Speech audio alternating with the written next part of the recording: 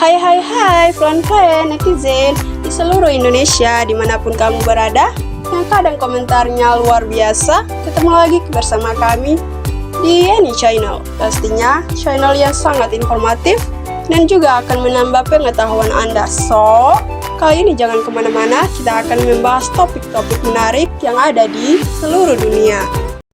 Jurusan farmasi merupakan salah satu jurusan kuliah dalam rumpun ilmu pengetahuan alam (IPA) atau Saintek di bidang kesehatan.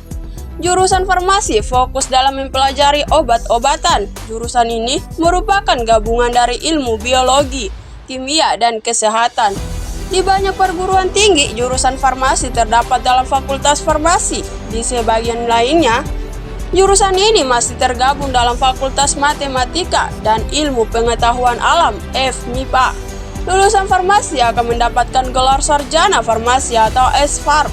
Bagi kamu yang tertarik dengan dunia kesehatan dan obat-obatan, jurusan farmasi merupakan jurusan yang sangat tepat. Berikut ini adalah 5 fakta unik tentang jurusan farmasi versi Yeni Fakta. So, jangan kemana-mana, tetap stay tune di channel Yeni Fakta. Karena bersama Yeni Fakta, kita akan mendapatkan informasi dan pengetahuan dari seluruh dunia. Yang pertama, ilmu farmasi.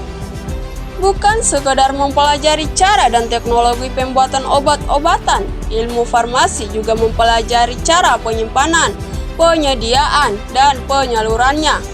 Mahasiswa farmasi akan mempelajari senyawa dan sintesis obat, lalu meraciknya menjadi obat yang layak dan aman dikonsumsi.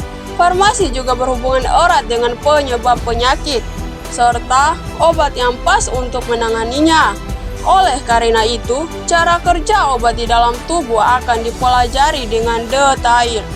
Tak cukup dengan teori, mahasiswa farmasi akan banyak melakukan kegiatan praktek atau praktikum di laboratorium untuk meracik obat. Materi kuliah yang akan dipelajari di jurusan farmasi diantaranya adalah farmaseutika dasar, farmasi fisika, biokimia, farmakologi dasar, dan toksikologi, farmakognosi, farmakologi, sistem organ, farmasi forensik, interaksi obat, hingga farmasi klinik.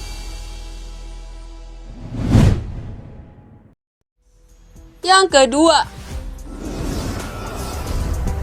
peminatan.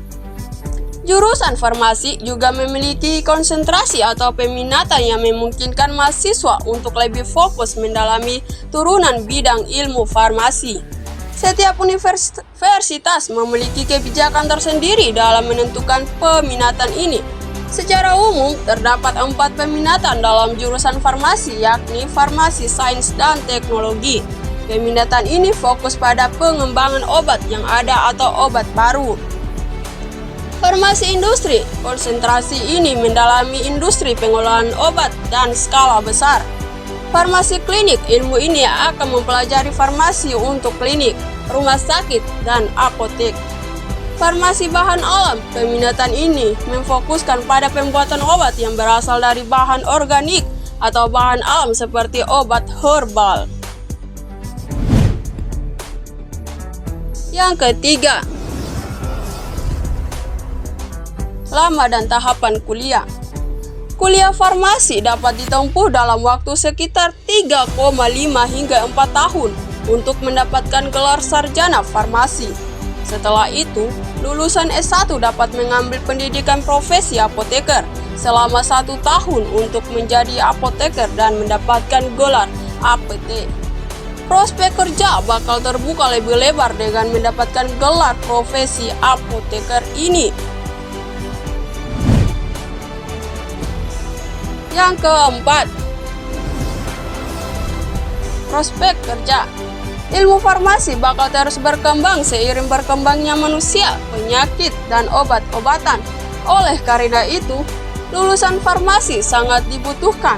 Tamatan farmasi diharapkan dapat memahami cara kerja dan meracik obat-obatan sehingga bermanfaat bagi banyak orang. Secara umum, lulusan farmasi dapat menjadi apoteker dengan mengambil program profesi.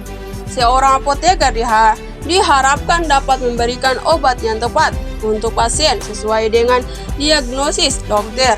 Lulusan farmasi juga dapat bekerja di rumah sakit, laboratorium, klinik, dan perusahaan. Perusahaan dan instansi pemerintah banyak membuka lowongan untuk lulusan farmasis seperti Badan Pengawas Obat dan Makanan (BPOM), Kementerian Kesehatan, Perusahaan Makanan, Kosmetik, dan Obat-obatan. Yang kelima, lancar bahasa Inggris. Banyak di antara mahasiswa yang tidak sadar bahwa secara tidak langsung kita ada peningkatan dalam berbahasa Inggris. Benar?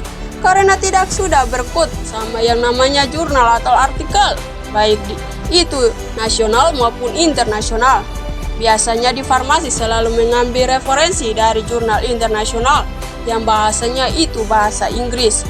Jadi, tidak mungkin mahasiswa farmasi asing dengan bahasa Inggris.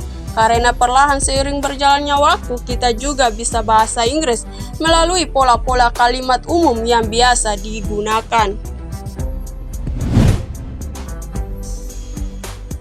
Demikianlah ulasan 5 fakta unik tentang jurusan farmasi versi Yeni Fakta. Semoga ulasan kali ini memberi informasi dan pengetahuan tambahan untuk kita semakin lebih baik. Jangan lupa untuk subscribe, like, comment, and share, dan nonton terus channel Yeni Fakta. Karena bersama Yeni Fakta, kita akan mendapatkan informasi dan pengetahuan dari seluruh dunia.